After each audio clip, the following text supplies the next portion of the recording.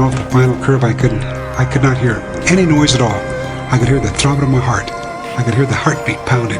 I could feel a tingling sensation creeping down my forearm, my vision coming and going, but my thoughts changing from one more try to I can win, I can win, I can win. I could see the tape stretched across the finish line. 30 yards to go, my thoughts became over and over again, I won, I won, I won, but I'm still in third place.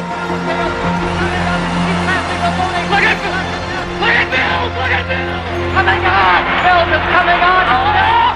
It might be Bill Mills! What a tremendous surprise here! Bill Mills of the United States wins the 10,000 meters! Bill Mills... Hello humans, welcome to the M Word, the Manx Sports Podcast, brought to you by Martin, that's me, and Matt, that's him. Welcome back, Matthew. Good to see you, see you? Yeah, see you, I can see you. Yeah, speak you. You well? Yes, very good. well, thank you. Much to report? No, unfortunately not. The boring life that you lead. Yeah, I know. I haven't either, unfortunately. So we'll get straight into it. Yeah, more importantly, you're not here to listen to us, so let's crack in. So, as normal, Billboards.im, our sponsor, much appreciate what they do for us in getting our brand and our podcast out there. Digital advertising, you've seen them in the street, you've seen them at the sea terminal. So if you want to advertise and make an impact, that's what these advertisements do. So get in contact with the guys down at billboards.im, the future of advertising. Thanks again, guys. So we're going to, our guest we interviewed recently, so we're going to cut into the interview shortly. But I suppose the first question I have before we do that, Matt, is on the introduction, did it ring any bells? Unfortunately, no. I probably can't not. tell you what that was. And the audio's potentially not the greatest, so apologies if it was a bit grainy, but it's actually, as you all obviously know, it's from the 1964 Tokyo Olympics that we were all attended, and it was audio of relating to a guy called Billy Mills, who's a US athlete. He won the 10,000 meters, yeah. And the reason we played the audio was it was obviously a running race. We're just about to listen to the audio of us chatting to Keith Gerrard. He's got a very impressive CV of cross-country and track, representing the Ireland and GB at a very high level. Keith now lives in New Mexico in the States, and we chatted to him earlier, really chat through his whole career from grassroots in the Ireland onto pro, basically being a pro. And 10,000k, going back to Billy Mills, was his one of his specialty events. And the clip, funnily enough, when I found it and spoke to Keith about it, it was a clip he's quite fond of as well, actually, in the commentary in it. So feel free to find it on YouTube. In fact, it'll be in our footnotes. So that was Billy Mills, yeah, and just an exciting end to that race back then. So what we're going to do now is cut into that audio and enjoy listening to Keith. The chat we had with Keith, it was interesting, wasn't it? Yeah, very much so. Enjoy. Yeah. Keith, thanks for taking the time to join us for a chat. Pleasure to be here. Thanks for having me. No problem. First question we ask everyone is, appreciating you're not on the Isle of Man right now, but are you come over, Manx, or Manx as the hills? I think the fact that I don't live on the Isle of Man at the minute automatically disqualifies me from Manx of the Hills, doesn't it? So I was born on the Isle of Man, though, raised there, schooled there. So I'm going to say I'm somewhere between Manx and Manx. Yeah, we'll go with that. Sounds reasonable. So you mentioned their schools. Where did you grow up on the Isle of Man? I grew up as a kid in Crosby, actually. Went to Moran Primary School, and then in my teens moved out to Peel and went to QE2. All right, and what were your first memories of sport? My first memories of sport were mostly football. Just in case any Americans pick this up, but that's soccer to them. But mostly just kicking a ball around. Just in the streets, down the playing field as a kid. Used to love football. Had a very active childhood, and then later in my teens, joining local football club. Used to play a bit of Sunday league with Union Mills. That's my first memories of any sport. Where did you play? I used to play for Union Mills, left winger. Left. Oh, right, okay. Yeah, the left peg. Not many of us lefties around. Yeah, do they still call it left wing? Yeah, no, they do. Yeah. Yeah. Again, maybe not for the American listeners, but we'll go with Yeah. the British ones. That's fine. So you then obviously, I understand you then moved into or started to get into running then in your late teens. Is that right? Yeah, as I say, very active childhood. Always very fit as a kid. Used to try a little bit of everything, but football was my main love. Yeah. Had glimpses here and there of, my running potential growing up. Used to do quite well in sort of annual school cross countries, and used to won my house cross countries in school a couple of times, and the inter schools cross countries as well. But it didn't really take over my life until I was probably about 16 years old. And you're folk sporty? Yes and no. My mum not so much. She enjoys watching sport, but she never really competed or took any sports too seriously.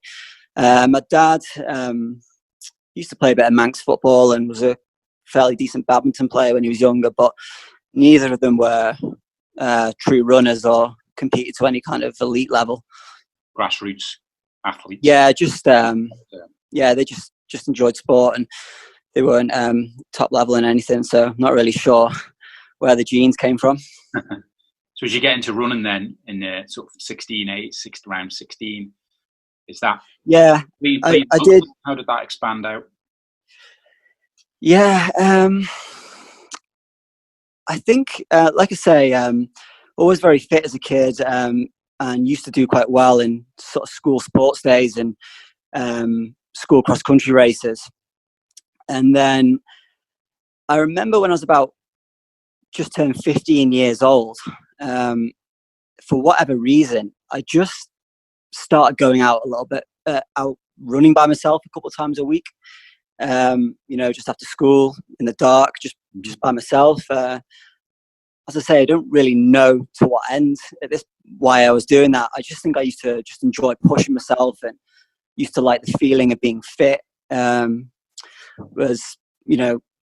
quite an introvert person as well, so I think I was just sort of finding myself in that sense too. And I just used to start to realize that I enjoyed going out running. Right. And I quickly learned when I started to go out running off my own back that training equals running faster, because I sort of had a noticeable sort of improvement in my cross country running locally and in school as well, and I just felt fitter on the football pitch. And I remember I ran an inter-schools cross country, placed second. I think I was in year 10 in school at the time, and just a couple of seconds behind a guy who's sort of the big cross country dog on the island at the time. And his dad, a guy called Graham Davies, who used to coach down at Manx Harriers at the time, sort of scouted me out, if you like, and he said, "Why don't you come and join the group down at Manx Harriers?" And as I say, I was still a footballer at this point, but I sort of agreed, once a week to go down and train with the guys, and I really enjoyed that. That kind of like opened my eyes a little bit as to what it was all about to be a runner. And as I say, I was still a footballer at the time. I was just kind of, turning up as and when down at Manx Harriers, and I'd do the odd cross country league race in my age group, and do well at school cross country. And then it was about a year after I'd been sort of between football and cross country that I ran an event on the Isle of Man called the Easter Festival of Running. There used to be a race which started up at the grandstand, 5 mile road run, which ran around the streets of Douglas.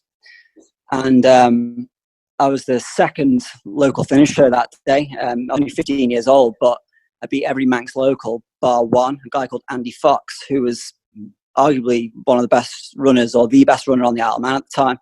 So shocked a lot of people, including Andy himself. What age were you at this point? I was only 15 years old, and as I say, I was still a footballer at the time. I was just kind of dabbling with running, just joining the group occasionally down at Manx Harriers. And as I say, I turned up and beat all but one of the Manx locals. And a few days after the Easter Festival, the landline rang at home, the phone rang, and it was Andy. And he said, "You got some talent, I think you need to come down and train with the senior group at Manx Harriers. So that's what I did. And within a few weeks, few months, things quickly sort of took off. It was a case of big improvements in a very short space of time. Once I started training with the senior group down at Manx Harriers. As I say, that was in the Easter Festival of Running that Andy spotted me. So that would have been around April time. Yeah. And then I think by the June, so only about 10, 12 weeks later, I picked up a medal at the English schools track and field championships over 3K, 3,000 meters. So and who I was that representing Isle of Man or representing Harriers? No, you run for, in the English schools at the time, I ran for Merseyside. That would be our affiliated county if you're from the Isle of Man. I think now you run for the Isle of Man in the English schools, but back then the affiliated county was Merseyside. So I picked up a medal there, and that's at national level. You know, that's a championship for the best English schoolboys and schoolgirls. And I think it was at that point that I never kicked the ball again, and it was full steam ahead with running. So that was kind of like my gradual transition from local footballer to national level schoolboy runner. And the next stages of what you saw ahead was, I want to pursue this a lot more. I want to put more time into it. So those, I guess, you went and did A levels, and around that time, you just focused then on studying, obviously, and training and running. Yeah. So I'd have been year 11 in school at the time doing my GCSEs when I picked up that national level, national medal in the English schools. As I say, I was just transitioning out of being a Sunday League footballer at the time. I might have even still been playing Sunday League football when I won that medal at the English schools. But as I say, I was training with the senior group at Manx Harriers by then. And that was probably the moment where I realised, okay, you could be good. Forget the football. Let's see where this can go. And I think I was truly in love with it by that point as well. I just, as I say, quite an introverted person. Just love pushing myself. And once I sort of just tasted a bit of success, especially at that level, it just completely swallowed me up. I always say that running kind of found me, and that sounds a bit cliche, but it's not like I made a decision to be a runner. I just kind of gradually fell into the sport, and then it just swallowed me up once I had a bit of taste of success. Yeah, it's quite a not late age, but obviously, typically, certainly when I first started speaking to you, I assume you'd been running since you were 9, 10, 11. So yeah, it is kind of, it feels it kind of came a little bit later anyway, perhaps not late as well. Yeah, not really. I think people do presume, he's been running since he was 4 years old. Not at all. I didn't play any sports for a club of any kind until I was 11 years old when I joined Union Mills Football Club. As I say, my training as a youngster was just being very active. Grew up in Crosby. I was always running down the playing fields, playing football, jumpers for goalposts, that kind of thing, jumping rivers, climbing trees. This is when I was a really little kid. That was my training. And then I would never stop in the break time at school. I was always running around, and that was my training as a kid. And then it wasn't until I was about 15 or 16 years old, that I actually got on the track and did my first proper training session for athletics. So late, possibly later than some to start, but I think a good age actually for peaking at the right time for when I did, and just the maturity side of things as well, being ready to handle what it takes to go a long way in the sport. I think I came into it about the right time. It's interesting as well. You mentioned Andy Fox. His name's been mentioned to us to chat to as well. And I mean, Andy's, if I recall, he's a school teacher, and I'm pretty sure he taught me, or he was certainly at school. I certainly know the name, and I do recognise him around. But funny, you look at the aspects of him at grassroots level, and just perhaps making that phone call to you to say to come down and join us, that he kind of, I wouldn't say went out of his way, but didn't have to make that phone call and didn't have to maybe he saw you were maybe a bit shy at the time and perhaps wouldn't come down of your own fruition. So he made that call to, make you feel welcome into the Harriers. Yeah, I'm very lucky actually, because that was a fantastic group of mentors, if you like, and coaches that I had helping me around that time. Like say Andy Fox, who just wanted the best for me and everybody around him, and like people like Chris Quine were in that group training at the time. Gianni Epifani, Colin Moore would mentor me as well. Back then, I had a really, really great group of people looking out for me, and I still remember when Andy rang up and asked me to come and join the group. It was like a huge honor at the time, and it's funny because, like I say, he didn't have to call me to join the group. I only finished a couple of seconds behind him in that race at Easter. I don't think he ever beat me again after that. So he dug his own grave there. Yeah. Well, again, easily in the competitive nature that we all are, is to not want to help someone who's near competitors to you. Yep. But like I say, just at that time, and this be 2002 or around then, there was just that great group of people, and they just all genuinely wanted to help each other. So very, very lucky. And at this point, what sort of distances and disciplines were you doing?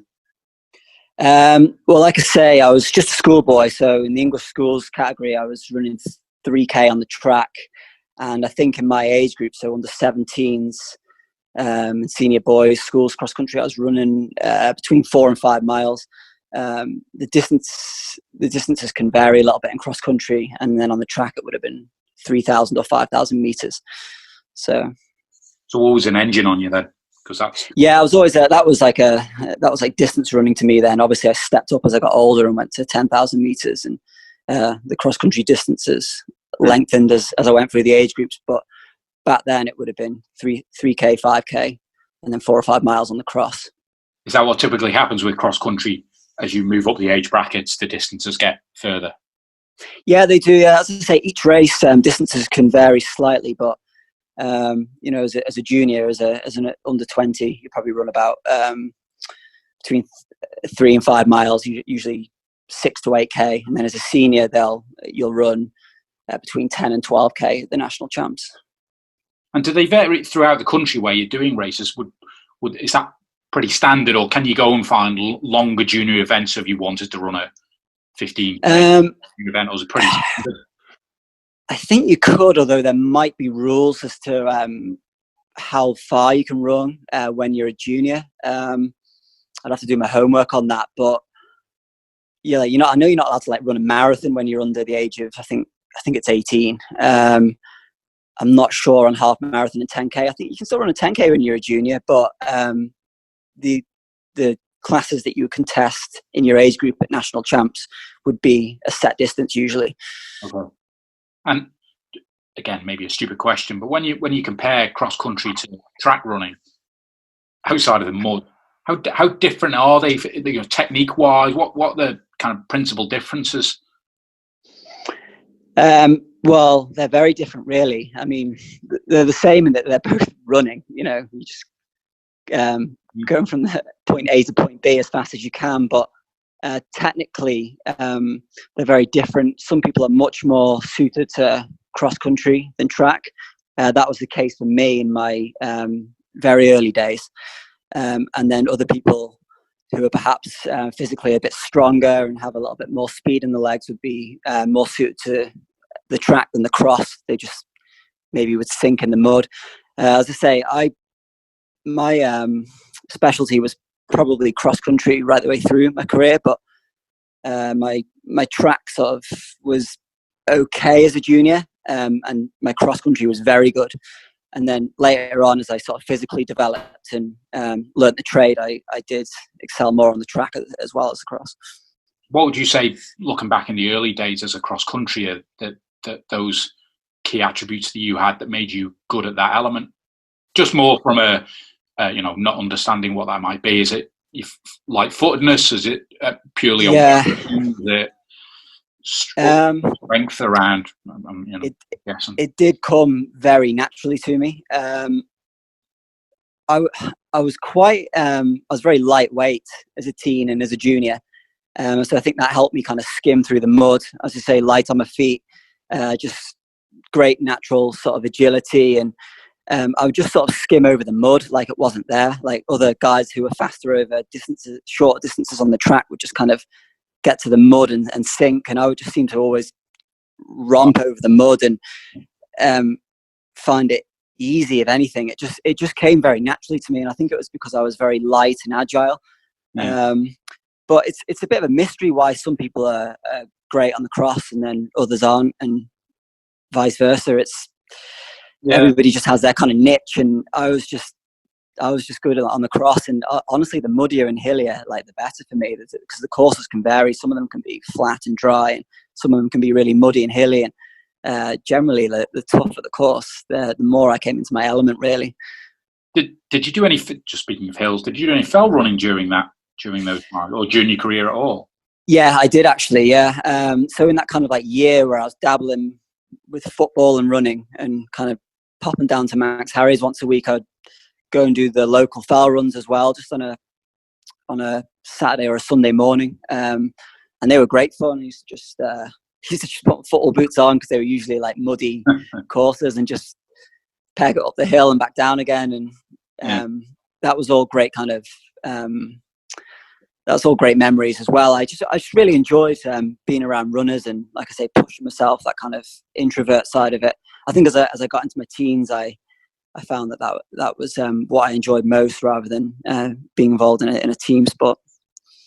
So 17, 18, then looking to go to uni. St Mary's comes up. Is that right? Yeah, it did, yeah. Things were going well on a running front in the year or two before St Mary's happened. When I was doing my A-levels, I was already running for Great Britain at that point on the cross, in a few internationals, and I'd run the World Cross Country Championships as well. And one of the team managers. Talk us through how GB came about. Was that phone call? How did that happen? No, you have to run it like a trial race. Okay. So they'll have like the World Cross Country Championships trial race. For each country will host a trial. So I would do the British trial race, and it's basically first 6 across the line get picked for the team. And I made that as a junior. I ran the World Cross in Brussels in 2004 as a 17-year-old. I was actually first British finisher that day as well. Right. And one of the team managers for Great Britain was a coach at St Mary's College, still is now, a guy called Mick Woods. And that's when the conversation started about St Mary's. And you might wonder why St Mary's. They had, and still do now, have a running endurance performance centre based at the college down in Twickenham in London. And it was the only thing of its kind really at that time, in the early 2000s. And like I say, I was completely on this quest to be the best runner I could be at the time, running at GB level as a junior, and wanted to see how far I could go. So the only logical place for me to go to college was at a place where I could be around runners and be a better runner. So 18, 19 years old, my bags were packed and I was off to Twickenham. And around that time as well, did you represent the Isle of Man at the Games as well? Yeah, I did. Yeah, my first Island Games was when I was about 16 years old. I went to Guernsey in 2003. Finished nowhere in the 1500 meters and the 5,000 meters. Just young and inexperienced, and but that was like a massive stage to me at the time. And then 2 years later, I went to Shetland as well. That was the summer before I headed down to St Mary's. So, and obviously that's all track, isn't it? The Island Games. Yeah, that's track and field. So I would run like the 5K there, or the 1500 meters as well. No cross country at the Island Games. You were second in both those events in 2005. Yep. Yeah. I doubled in the 5,000 meters and the 1500 meters in all 3 Island Games that I did. Again, I'm no runner. How different are those distances outside of being clearly different distances? How do they, 1500 meters and a 5,000 meters? Yeah. Well, 1500 meters, well, to me anyway, just feels like a sprint more or less. It's only between 3.5 and 4 minutes of almost max effort, would suit a middle distance runner far more. So somebody coming possibly from even an 800 meter background, or somebody who's an out and out miler. Whereas the 5,000 meters is moving more into kind of an aerobic kind of state, which would suit more of a distance runner or somebody who likes cross country. Would all or a number of athletes, so just using 05 as an example, where you've done the 1,500 and 5,000 or 5K, would there be the same athletes in both, or was that unusual what you did in the 1,500 and 5K? Yeah. No, some athletes would double in that. Not unusual at all. You can be a great 1,500 meter runner and a great 5,000 meter runner. There's Olympic champions that have doubled in both and been successful. So yeah, no, not unusual at all. So 2000, we took kind of when you're at St Mary's, 2005 type of time. You're also running in the English national cross country champs as well. Yeah, I was. Yeah, just trying to span my memory back that far now. I was actually the English national cross country champion as a junior before I even went to St Mary's. I won the national cross country in the junior national cross country in 2005 in Birmingham as an 18-year-old, and yeah, that was even before I headed to St Mary's. So, as I say, just medaling sort of like as a national schoolboy and under 17, and then taking it into the junior ranks as well when I was at college, just kind of moving up, up through the age groups and managing to stay in that top kind of 3, top kind of 6 that would be selected for teams. Yeah. So did that kind of put a bit of pressure on you then, if you're already the champ before coming across St Mary's and in this running sort of environment? Do you feel anything like that there was that expectation on you to make sure you keep winning and bringing those results? Yes and no.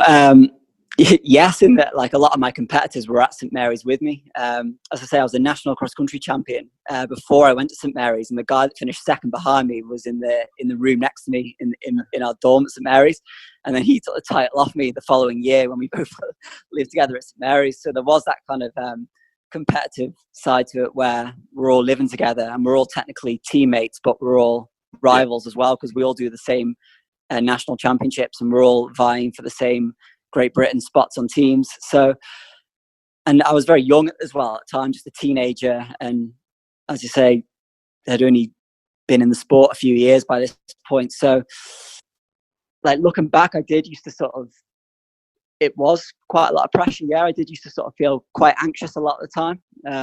Used to get quite a lot of nerves when I was much younger. But again, that's just something that I learned to deal with as I and handle better as I got older.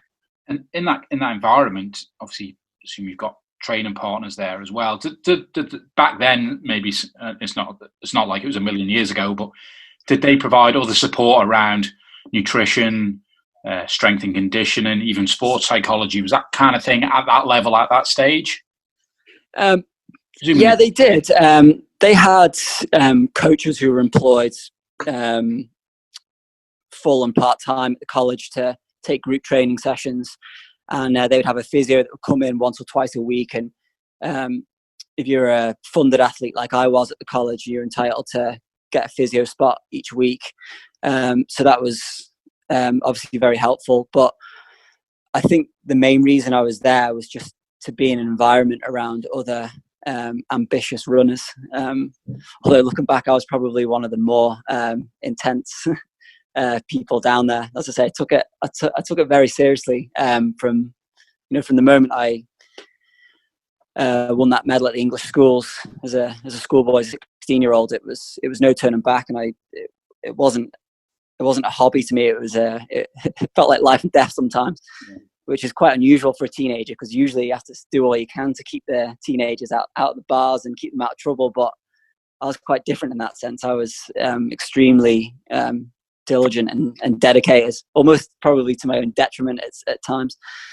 We chatted to a George in an earlier episode, and he, again, similar on his rugby, very focused, and partying wasn't high on the list at all. No, I wouldn't. I'll keep well away from that sort of stuff. It was like the devil to me when I was a teen, which, like I say, isn't anything like a normal teenager. Which I wasn't. I was just trying to be as good a runner as I can, and very very ritualed and kind of a touch of that kind of sports sort of OCD. Like things done in a certain way. My training has to be perfect and everything timed in a certain way, and just very organized and ritualed with my running and racing and training. And this is just when I was like 17, 18, 19 years old. Did you then, and you represented again on junior and senior level at the World Cross Countries as well, obviously having done the Euro Championships as well. What were those experiences like? Because obviously you're here with the best runners in the world. Brilliant. I mean, the buzz of just crossing a finish line at a trial race and being in that top 6, and then later that evening getting the phone call after the selection meeting and being told that you're going to run for Great Britain in the European or World Champs was just it's what I lived for at the time. Amazing feeling. And then all your kit comes in the post, plenty of it as well, and your flight tickets come to the championships, and you meet you're there with the team, and like I say, you're representing your country, so it just feels amazing. If it doesn't feel amazing, you shouldn't be there. So that's just kind of. You there? Say again. Yeah, I am. Yeah. Yeah, and that's just everything's paid for by GB in that regard. Oh yeah, no, yeah, they would fund that. Yeah. Yeah. Okay. So looking back at your whole experience at St Mary's, that was obviously a good stepping stone, I guess, for what came next. So you moved eventually. Yeah, it was just so I spent 4 years at St Mary's in total. Got a bachelor's degree in sports health and exercise science. Had a good positive experience down there. Training with the group at the Performance Centre, I formed a really great partnership with a guy called Andy Vernon, who has had a great athletics career. He went on to run in the Olympics over 10K, and we linked up really well for my time at St Mary's, and I really progressed. But in sort of summer of 2009, I was graduating, and it was perhaps time to seek something else out. And that's when my phone rang one day, and I was recruited out to the University of New Mexico. Wow! And how did that connection come through to make that phone call? Well, the coach out at the University of New Mexico, he keeps his eye on a lot of British results, and I guess he'd been following my progress for some time. And there was a couple of other Brits who I'd run with internationally already out at the University of New Mexico, who kind of tipped him off about me. So it was kind of came out the blue. Like I say, my phone just kind of rang one day, and he said, "I've got a full scholarship for you at the University of New Mexico. Do you want to come and give it a shot?" And at that point, it was just what I needed. Do you think that was an easy choice to make then? There wasn't a bit of hesitation in other potential opportunities? Appreciate you going all the way across to that, or was it a case of, yeah, this is exactly what I want, so there wasn't any second thoughts? It wasn't really a hard decision to make at all, because, as I say, it was a fully paid scholarship at Division 1 school to go and further my education with a master's degree, and train and compete in the NCAA system, which is more or less sort of being like a professional athlete for a couple of years. It was a no-brainer, really. If I hadn't gone, I probably would have just had to have gone into a 9-to-5 job back on the Isle of Man or in Twickenham if I'd stayed down there and just kind of grinded around that back in the UK. But going out to New Mexico just gave me the chance to sort of live like a professional athlete for the next couple of years and experience the American collegiate system as well, which had always fascinated me. I've always really enjoyed being in America and followed the American results on the internet and whatever. And to go out there and test myself against the best in America was something I was really excited to do. So I said yeah, and a few weeks later I was on a flight out there. Interesting. The college itself, is that a high altitude out there, or is the area in general allow you to do high altitude training out there? So where the University of New Mexico is situated in Albuquerque, that's about 5,000 feet altitude, so about a mile high. So I would have been living and training at altitude that whole time I was at the university. We used to leave the state to go and do races at sea level, but I was living and training at altitude whilst I was at the university. So give us if you can, in 1 minute, a description of how that high altitude, how you say it first of all, and how it benefits from a performance perspective. So training at high altitude is shown or said to improve endurance performance, because when you are training in an area with less oxygen content in the area, your body is forced to recruit more red blood cells, which are your oxygen carriers, to cope with the stress of being in an area with less oxygen. If that makes sense. Yep. So you're building more red blood cells by being in thin, low oxygen air.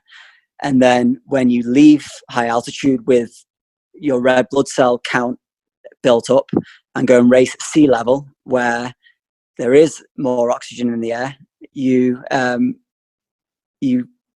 have an endurance advantage, if you like, because you've got more red blood cell carriers. Mm-hmm. I don't know if I worded that very well. I kind of stumbled that one a bit, but yeah, you basically recruit more red blood cells at high altitude. So when you race at sea level, you're more efficient. Yeah, no, that makes absolute sense. So over that time at the New Mexico, kind of highlight results for you while you were out there? What springs to mind? Yeah, ran my. I was an All-American. I'll say first of all, cross country and track, Division 1 All-American. That is. All manx American. Yeah, it's still, if you place in the top 8 on the track or top 40 on the cross, yeah, you're an All-American no matter what country you're from. But yeah, all manx American. But so that was that's a big deal out here to be an All-American. You know, that's something that everybody knows about, and the Americans are very proud to put on their resumes, as they call them. But they were the two sort of main highlights, really. But I also ran my 10,000 meter, my 10K personal best at a meet out at Stanford University. Ran 28:27 for a 10,000 on the track. That's still my PB to this day. And just had loads of great experiences, really. You know, traveling around various states and met loads of great, positive, like-minded people. Ate loads of great food, of course. Is this cross and track? Yeah, so it'd be cross in the autumn, and then track in the spring. Right. They would be your 2 seasons in the NCAA system. But yeah, my whole experience of just being in New Mexico for 2 years and competing in that system was just incredibly positive. I really came into myself in that time. You know, grew as a person, grew as an athlete.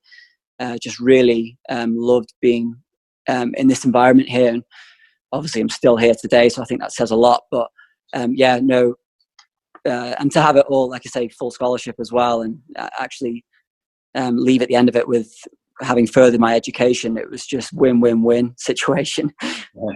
So yeah, you then came back to do the Great North Run in 2011, I think. How was that? Yeah, that was good. I came back around the June time. A little bit heartbroken having left the kind of great lifestyle, college lifestyle that I had out in the States, sort of wondering what I'm going to do next. I'd obviously taken my running to another level, and I was kind of like, well, it felt like when I was leaving St. Mary's and I was talking about, do I just, you know, give it up or just get a job and, you know, train around that? Or it kind of felt like that scenario again.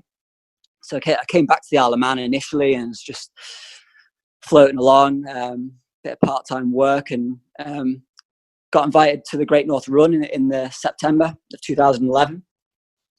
Dusted off my racing flats and finished first. I was first British finisher at the Great North Run that year. Right. Must have attracted a bit of attention, that, I assume. It did actually, yeah.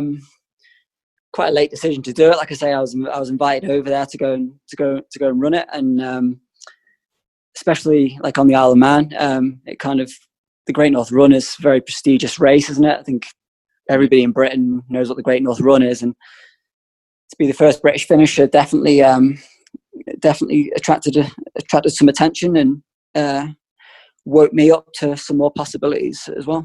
What doors did they then open? What kind of followed after that? Well, not a lot really, if I'm being honest. What did I do after that? Immediately after the Great North Run, I was trying to figure out where my sort of next base would be, if you like, to train and continue this journey to be the best athlete I can be.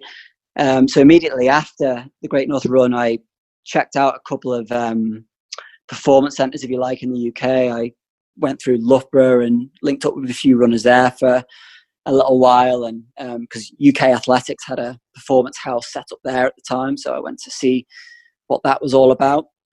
And then I headed back down to Twickenham as well, where I was before I went to the University of New Mexico, to link back up with my old training partner Andy Vernon, who had worked so well for me in the past, and spent some time down there with him training as well. But this whole kind of time, I just always missed that training environment and lifestyle that I had out in New Mexico. So eventually, when it became affordable, I headed back out there again for a training camp. How did it come affordable? Well, I got some, because of my performances in America and the Great North Run as well. I attracted some local sponsors at the time.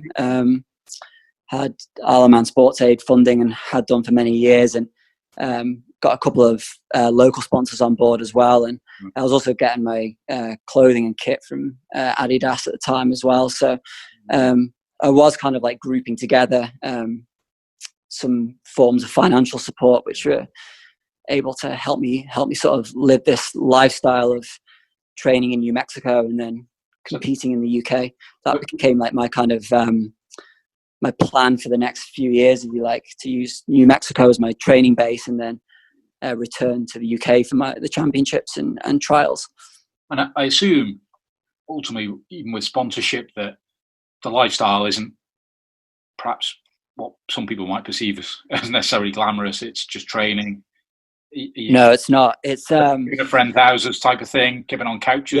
Yeah. Let's talk about that for a minute, actually. Yeah. So when I say like sponsorships, I'm not I'm not swanning around like Conor McGregor or whatever. It's it's a stipend, you know, very very hand to mouth existence. So when I would go for these training camps in New Mexico, it was bunking down in a rented house with some training partners that were out there, sometimes just on a mattress on the floor, just making it work, and very sort of humble existence. And it wasn't like I could just get on as many flights as I wanted per year as well. I had budgets and expectations to meet as well to maintain my sponsors. And so, it was all about just training, grinding, keeping it humble. It wasn't anything glamorous about it at all. While you're doing that and you're sleeping on the mattress, appreciating you obviously loving the sport, are there times when you think, what the bleep am I doing here? Do you have, or did you have times like that, or were you just enjoyed it so much that it was just a sacrifice and it was just part of the journey?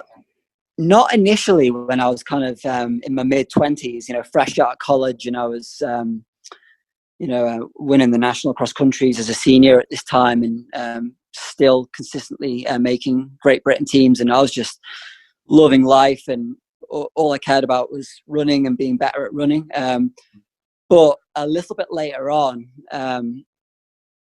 it did sort of, the lifestyle did sort of start to take its toll, especially when I started to get little injuries, and the progression kind of plateaus a little bit. You do start to think like, I'm sleeping on a mattress here on somebody's floor, struggling to buy my groceries or whatever. When I go back home, it's back in to the part-time job, living with the parents again, and I'm getting injuries. It's becoming hard. That's when you start to question where it's going and what you're doing. But initially, for the first sort of few years of doing it, I was just so zoned into it that nothing other than running fast crossed my mind. Right. So part of our research when we were chatting before we recorded, we talked about, and people can look up, it's a website called The Power of 10, which holds a lot of runners' information on there. So I jotted down, and correct me if any of these are wrong, Keith. So at 1500, your PB's 3:47. Does that sound about right? Yeah, it is. Yeah. Yeah. 5K 13:50. Yeah. 10K 28:27, and half 63:39 for a half marathon. Yeah, that was the Great North Run one, the debut one.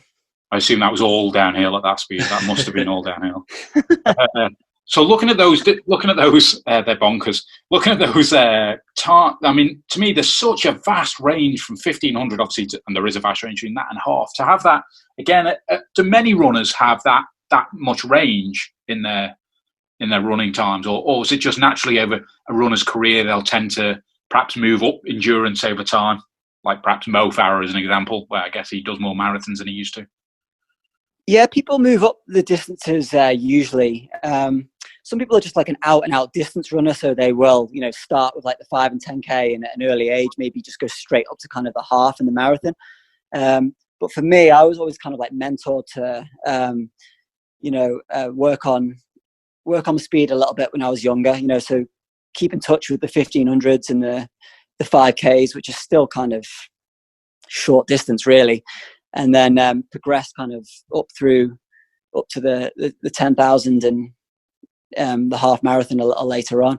Although I say progress up to the half marathon and marathon, I didn't really run much road. I ran a handful of halves, did one marathon, but I kind of just found my niche at 10K and cross country. Found that I could, win national titles at that, make teams at that, and sort of stayed there for the peak of my career. I didn't really enjoy running much further than 10K and 12K on the cross. That was kind of like my specialty area.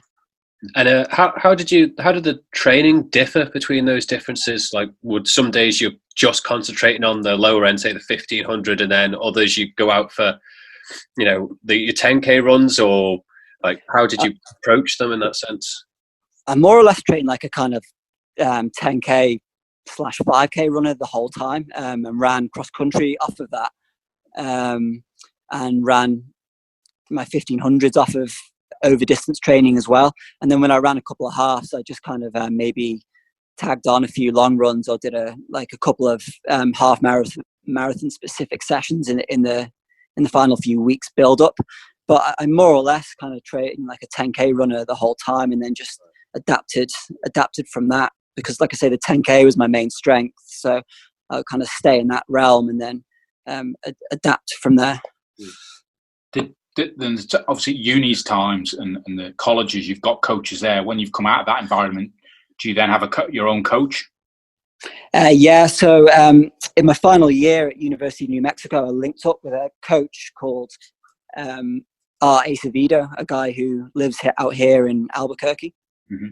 And when I used to return to New Mexico, when I had the sponsorships, etc., I used to link back up with him when I was here, and he coached me right through to sort of the end of my elite career, if you like. But before him as well, I had a coach that used to work with me and Andy Vernon when we were at St. Mary's College, a guy called Nick Anderson. He was a great coach. And before I went to St. Mary's, obviously, Andy Fox's group as well. So I had like 3 coaches in my whole career. I didn't stay with one coach the whole time. My only reference point is cycling when I come to the type of training. But is it similar where it's you got kind of base work to do, just kind of steady miles? You'll then have interval training, which is, for those non-sport people listening, is perhaps intensity work for 2 minutes, 2 minute rest, 2 minute on, that type of thing. Is that similar in running? Is that the type of thing? Yeah, it is. Yeah, most of it is just kind of getting out and logging base miles, like aerobic miles, or even like easy running for most of it. And then you've got, like you say, your intervals, which are kind of when you start running at race-specific paces, train your body to sort of adapt to new intensities, like VO2 max training, fartlek runs, and track intervals. And then I do a lot of like tempo running as well, so kind of just like locking into a sort of what you would call a fast but controlled discomfort kind of pace, and that would sounds lovely. Those would be very beneficial as well. So kind of extended runs at kind of a controlled discomfort. The tempo run is like a staple for any distance runners training, and I do a lot of them as well. And then obviously like the long run as well. That would become more important the longer distances you run, but I would do a weekly long run as well. So while you're out there training everything, what events did you come back to do in UK over that time? So when I was between Albuquerque and the UK for those few years, I would for the first sort of 2 years that I was doing that, I would come back, and I won the national cross country twice. In those first 2 years, I would go out and get like a 8-10 week training block in Albuquerque and come back and do those. And then usually in the spring, I would head back out to the States, race on the track at the Stanford meet, and try and get a qualifying time or a PB over 10K there, and then head back to the UK and race like the British champs or the European track and field championships, as it was in 2012 on the track. This was obviously, you were all flying first class here, obviously. No, I was not. No. In a rowing boat across the Atlantic.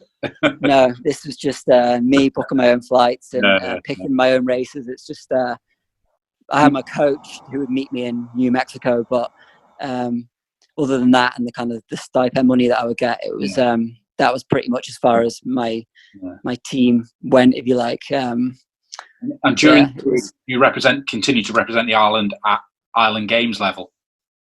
Actually, I will throw in that it's hard to remember all this. I'm just like throwing my mind back now, and things keep popping up. But when I initially came back from the University of New Mexico, before even I did the Great North Run, I went to the Isle of Wight and I did the Island Games there. I won gold in the 5,000 meters and the 1,500 meters.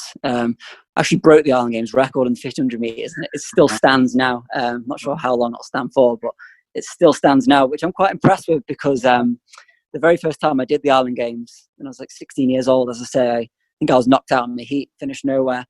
And I am like more of a 10K cross-country runner. So to hold the 1,500 meter games record is I'm quite proud of that one. Yeah, no, absolutely. And obviously representing, nothing better than representing the island, is there? No, I had an amazing time at that game. I think the Island Games is honestly probably one of my favourite events I ever ran, because I could just go there and enjoy myself, be around all the other Manxies. One of the few occasions, other than the Commonwealth Games, where you can represent the Isle of Man. So like, obviously I'm in the sport to be as good as I can and run for GB and see how good I can be, but like the Island Games just really brings you back down to earth and just kind of like helps remind you like why you do the sport and like how enjoyable it is. Like, so I love the Island Games. Yeah, no, I understand. So mention the Commonwealth Games there, which was 2014 when you represented the island. Maybe take us back before that, because I know you had an injury in the run up to that. So where did that all kind of start from?